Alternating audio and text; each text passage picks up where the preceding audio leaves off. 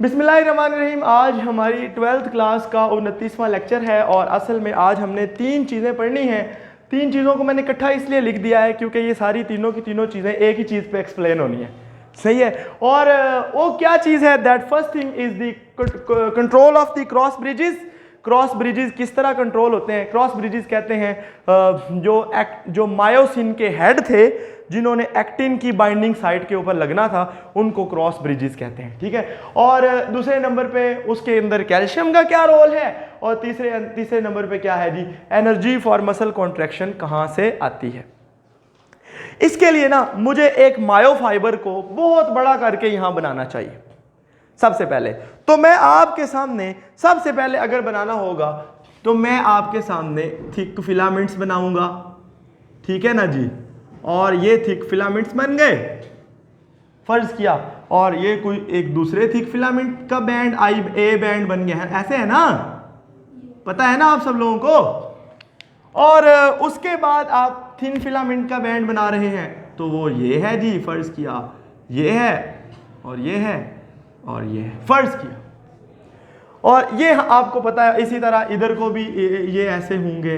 और ये बेसिकली मैंने आपके सामने एक मायोफाइबर नहीं, मायोफाइब्रिल यानी मायोफिलामेंट बनाया है।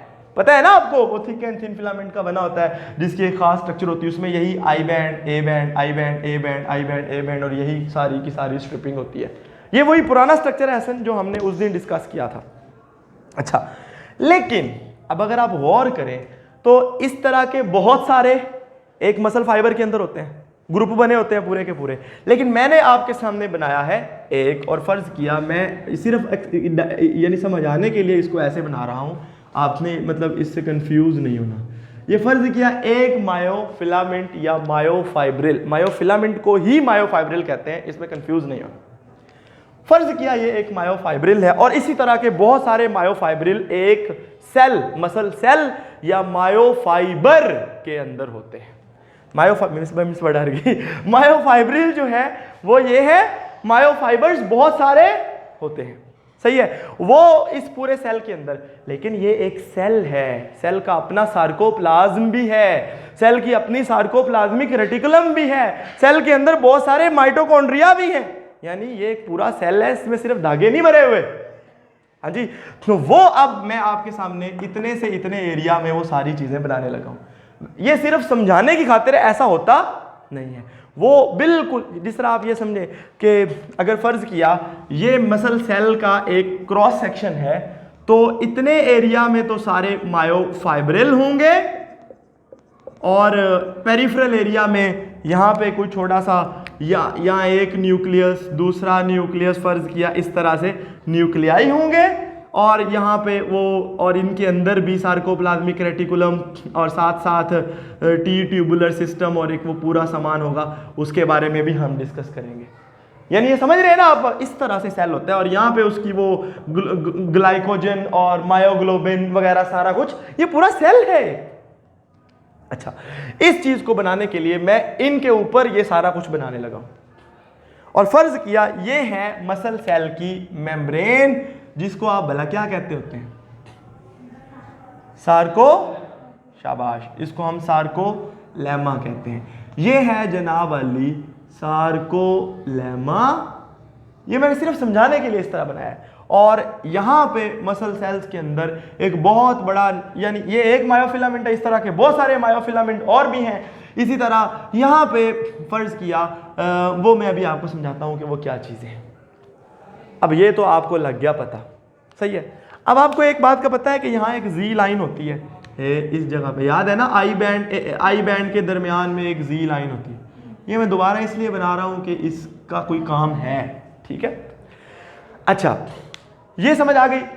आपको एक बात का पता है कि सर सबसे पहला हम क्रॉस ब्रिजेस कैसे कंट्रोल होते हैं, वो वाला मैकेनिज्म हमने पढ़ा हुआ है, और वो हम दोबारा यहाँ पे पढ़ लेते हैं। वो पढ़ने के लिए मुझे सिर्फ एक सार्कोमियर इस्तेमाल करना पड़ना है, यानी एक थिन फिलामेंट इस्तेमाल करना पड़ना है। ये थिन फिलामेंट था, आपको याद है कि ये ऐसा होता है, याद है ना, ये एक्टिन प्रोटीन का होता है, और एक्टिन प्रोटीन बेसिकली जिस तरह डीएनए की स्ट्रक्चर होती है, दो चेन्स होती हैं हसन, एक दूसरे के गिर्द कॉइल हुई हुई होती है, ये बात हमने पढ़ी हुई है। और उस चेन के ऊपर फर्ज किया, ये एक जगह है, ये दूसरी जगह है, ये तीसरी जगह है, ये वो है बाइंडिंग साइट जिन पे हेड्स ऑफ मायोसिन ने अटैच होना होता है। और हेड्स ऑफ मायोसिन क्या होते हैं वो भी आपको पता है, हमने बनाए हुए, पता है ना, ग्लोबुलर हेड, इन्हीं को क्रॉस ब्रिजेस कहते हैं। अब ये कंट्रोल कैसे होते हैं क्रॉस ब्रिजेस? क्योंकि एक तीसरी प्रोटीन है जिसका नाम क्या था, ट्रोपोमायोसिन। ट्रोपोमायोसिन ने क्या किया होता है, कवर किया होता है इन बाइंडिंग साइट को जिनके ऊपर मायोसिन के हेड ने आके लगना होता है।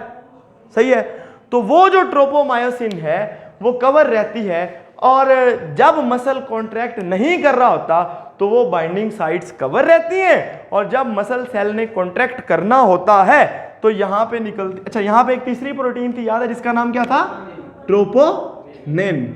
जब कैल्शियम आयन ट्रोपोनिन के साथ आके बाइंड करते हैं तो क्या होता है, तो ट्रोपोनिन क्या करती है, ट्रोपोमायोसिन को एक्टिन के उन बाइंडिंग साइट्स के ऊपर से डिस्प्लेस कर देती है, हटा देती है, जिसकी वजह से binding sites on the actin filaments are exposed and myosin head are free to attach with them. और जैसे ही वो अटैच होते हैं तो एटीपी, उसका क्या रोल है वो भी हम तीसरी बात में पढ़ेंगे।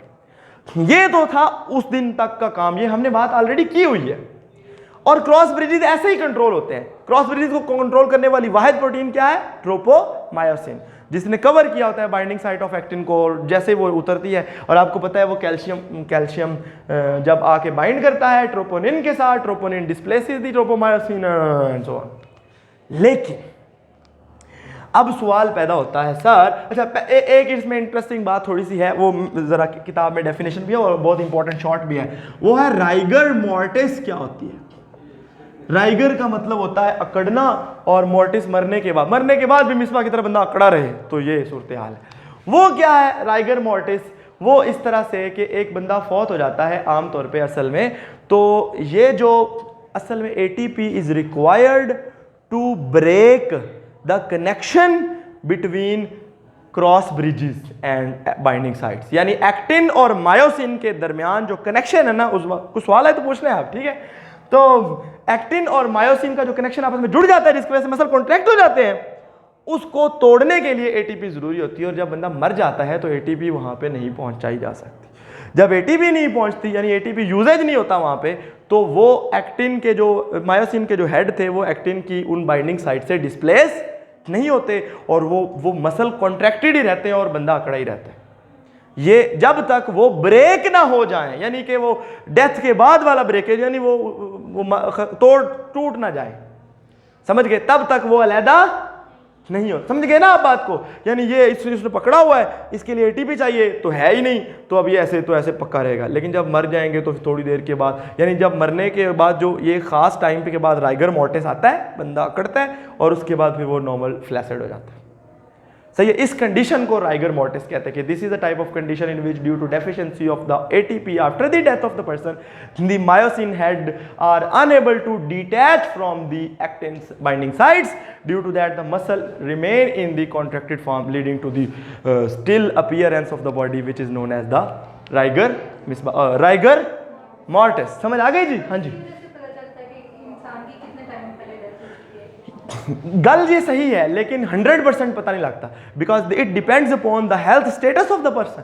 और बंदा पहले ही बूढ़ा एक आदमी है बेचारा, तो ये राइगर मॉर्टिस एक खास टाइम के बाद नहीं आता, ये हर बंदे के अंदर वेरी करता है, but depending upon his health and depending upon his ATP level, और डिपेंडिंग अपॉन कि उसने कितनी देर पहले खाना खाया था, और डिपेंडिंग अपॉन कि उसके मसल के अंदर कितना ग्लाइकोजन स्टोर है वगैरह, वो 100 फैक्टर है, दफा करो। समझ आ गई जी बात की? तो इसको ये आप समझ गए कि जनाब ये क्या है, और ये पहला पार्ट समझ आ गया, ब्रिजेस कैसे कंट्रोल होते हैं, ये आपने पढ़ लिया, वो थोड़ा सा पार्ट रह गया था। दूसरे नंबर पे जी रोल ऑफ कैल्शियम। अब सवाल पैदा होता है, सर ये जो कैल्शियम आयन आए, इनको किसने भेजा, कब भेजा, क्यों भेजा, वगैरह वगैरह वगैरह। उसके लिए आपको एक बात पता होनी चाहिए कि muscle are the effectors, and whenever they contract under the nervous, ये हम स्केलेटल मसल की बात कर रहे हैं, स्मूथ और कार्डियक की बात नहीं कर रहे। तो skeletal muscles are effectors and they work under the orders of the brain, क्योंकि दिमाग से मोटर न्यूरॉन कुछ ऑर्डर लेके आते हैं मसल को कॉन्ट्रैक्ट करने के लिए, तभी मसल कॉन्ट्रैक्ट होता है। समझ आ गई? अब वो जो फर्ज किया वो हम यहां बनाते हैं। ये एक मोटर न्यूरॉन आ रहा है और आपको पता है मोटर न्यूरॉन का एक्सॉन एक ही होता है और वो आके यहां पे अटैच हो जाता है। इस जगह को हम कहते हैं न्यूरो मस्कुलर जंक्शन। क्या कहते हैं भाई? Neuromuscular junction. ये जो इंपल्स है जो इस न्यूरॉन के अंदर आई, ये आम तो अच्छा, एक न्यूरॉन जितने मसल सेल्स को सप्लाई दे रहा हो वो सारे न्यूरॉन वन मोटर यूनिट कहलाते हैं। मोटर यूनिट क्या होता है? It is the bundle, neuron नहीं, मायोफाइबर्स, all the bundle of the muscle cells which are supplied by a single motor neuron and they contract under the order of the same single motor neuron at the same time। सारे इकट्ठे ही वो करते हैं। समझ रहे ना आप बात को? यानी एक ये 10 फाइबर है, ये ठीक है, 4 फाइबर है, 5 ठीक है मसल सेल है, इनको जो एक न्यूरॉन आ रहा है वो सारे ये सारे एक मोटर यूनिट है। जब वो न्यूरॉन का ऑर्डर आएगा ये सारे इकट्ठे वो करेंगे, जो है वो कॉन्ट्रैक्ट करेंगे। ये लदा कॉन्ट्रैक्ट नहीं, इसको ऑल और नन रिस्पॉन्स भी कहते हैं। यानी या सारे करेंगे या कोई भी नहीं करेगा। तो वो बेसिकली ऑल और नन रिस्पॉन्स बेसिकली मायोफिलामेंट के बारे में भी कहा जाता है कि एक मसल सेल, ये एक मसल सेल है ना, इसमें बहुत सारे मायोफिलामेंट है ना, ये एक मैंने बनाया है, तो जो वो बहुत सारे मायोफिलामेंट्स हैं वो भी at the same time contract करते हैं। इसको भी ऑल और नॉन रिस्पॉन्स ही कहते हैं। तो ये आपको पता लग गया, ये जनरल सी बात थी। अब असल में क्या होता है कि ये जो सार्कोलेमा है, इस सार्कोलेमा ने अपनी ब्रांचेस बनाई होती हैं अंदर की तरफ, इधर को भी हॉलो ट्यूब्स होती हैं, सही है, इनको ट्रांसवर्स ट्यूब्यूल्स कहते हैं। इस तरह इसने यहां पे भी बनाई होती हैं, यानी वक्फे से इसकी अंदर की तरफ ब्रांचेस होती हैं और वो हॉलो ट्यूब्स की शक्ल में होती हैं। इनको क्या कहते हैं? टी ट्यूब्यूल या ट्रांसवर्स ट्यूब्यूल। ये जो टी ट्यूब्यूल है ये यहां से फर्ज किया गुजरती है। और आपको एक बात मैंने और भी बताई थी कि ये जो टी ट्यूब्यूल है ये इसके, अब ये सेल है ना, इसके गिर सार्कोप्लाज्मिक रेटिकुलम भी है। वो क्या है? वो एक नेटवर्क सा है पूरे का पूरा, जिस तरह एंडोप्लाज्मिक रेटिकुलम होती है, तो वो भी यहाँ पे है, फर्ज किया वो यहाँ पे, ये एक नेटवर्क है और ये इधर भी है, इधर भी है। समझ रहे हैं ना आप बात को? यानी ये बेसिकली इस तरह का असल में टी ट्यूब्यूल पता है क्रॉस सेक्शन में किस तरह नजर आते हैं? फर्ज किया ये एक सेल है ना, मसल सेल, वो मैंने तो एक सीधी लाइन बना दी है ना, तो ये मायोफिलामेंट है ना ये वाले, फर्ज किया तो ये जो टी ट्यूब्यूल है ना वो मैं रेड कलर से बनाऊंगा, तो वो इस तरह ब्रांच होगी। ये देखिए आप, इस तरह भी इधर भी ब्रांचेज होंगी उसकी, ठीक है। और समझ रहे हैं ना बात को? यानी उनकी जो सार्कोलेमा है उसकी ट्यूब्स अंदर घुसी होती हैं और हर एक मायोफाइब्रिल जो है या मायोफिलामेंट जो है उसको सप्लाई दे रही होती है। और जहां पे से भी वो गुजरती हैं उनकी दोनों साइडों पे एंडोप्लाज्मिक रेटिकुलम का जाल होता है। इसको ट्राइएड कहते हैं। एक टी ट्यूब और उसके गिर्द दो जो है वो cisternae of what, sarcoplasmic, endoplasmic नहीं, सार्कोप्लाज्मिक रेटिकुलम, उसके दो दरमियान में एक टी ट्यूब, साइडों पे दो सिस्टर्नी, ये दोनों मिला के क्या बनाते हैं? ट्राइएड। ये जहां से भी गुजरती है टी ट्यूब ये उसके साथ होते हैं। असल में होता क्या है कि जो ये सार्कोप्लाज्मिक रेटिकुलम है ना, इसके अंदर है कैल्शियम आयंस, और जब ये सार्कोलेमा पे मैसेज आता है उसकी ट्यूब्यूल अंदर सारे मसल में, ये सारे मसल फाइबर में ये मैसेज पहुंचा देती हैं, फैला देती हैं, और जहां जहां ये ट्राइएड्स बने होते हैं वक्फे वक्फे से, उन ट्राइएड से कैल्शियम निकलती है और अगला काम तो आपको पता है। समझ आ गई ना बात की? अब कैल्शियम आई कहां से पता लग गया, and how the calcium controls all this, पता लग गया ना। ये दो बातें कैसे कैसे क्या हुआ अब मैं बताऊं। तो सार्कोलेमा यानी the membrane of the muscle cell that has many hollow branches within the myofiber, and these hollow branches are called transverse tubules या T tubules, and these T tubules they surround the myofilament at different intervals, particularly at Z line, and and these T tubules they are surrounded by two cisternae on both sides of the sarcoplasmic reticulum forming the triad। इनके दरमियान में एक protein होती है जो इनको आपस में जोड़ती भी है, उस प्रोटीन का नाम मुझे भूल गया। अच्छा समझ आ गई। तो ये ट्राइएड क्या होता है? whenever the nerve impulse arrives at neuromuscular junction of the muscle cell, the sarcolemma that transmits all that impulsive message into this T tubules, and जिसकी वजह से calcium and the calcium ions are released from the sarcoplasmic reticulum leading to this phenomena, and you know this what is this। अब रही आखिरी बात, that is energy कैसे आती है सर? एनर्जी कैसे आती है? Energy is provided by three important sources.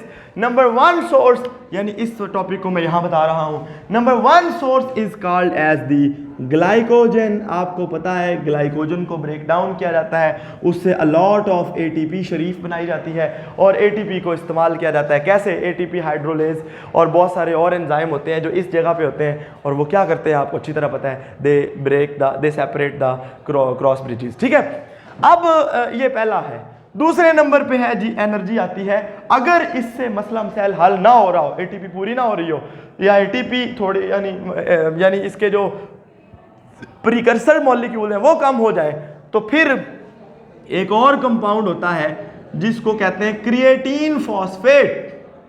ये भी मसल सेल के अंदर होता है, और ये क्रिएटिन फॉस्फेट जो है ये एनर्जी देता है, और इससे एक वेस्ट मटेरियल बनती है जिसको आप क्रिएटिनिन कहते हैं। याद है आपको? तो वो है जी। अब जो तीसरी चीज़ है वो क्या है कि अगर सम टाइम ये दोनों से मसले मसाइल हल ना हो रहे हो और ऑक्सीजन की कमी हो जाए, तो muscle switch from aerobic respiration to the anaerobic respiration. और आपको पता है लैक्टिक एसिड फर्मेंटेशन होती है, क्योंकि ग्लाइकोजन तो वावा होती है ना न्यूक्लियस सेल मसल सेल में, तो ग्लाइकोजन ब्रेक होती है और ग्लूकोज बनता है, और ग्लूकोज को ऑक्सीजन ना होने की वजह से वो लैक्टिक एसिड फर्मेंटेशन से टूटते हैं। जब आप हैवी एक्सरसाइज कर रहे होते हैं बहुत सारा लैक्टिक एसिड बनता रहता है।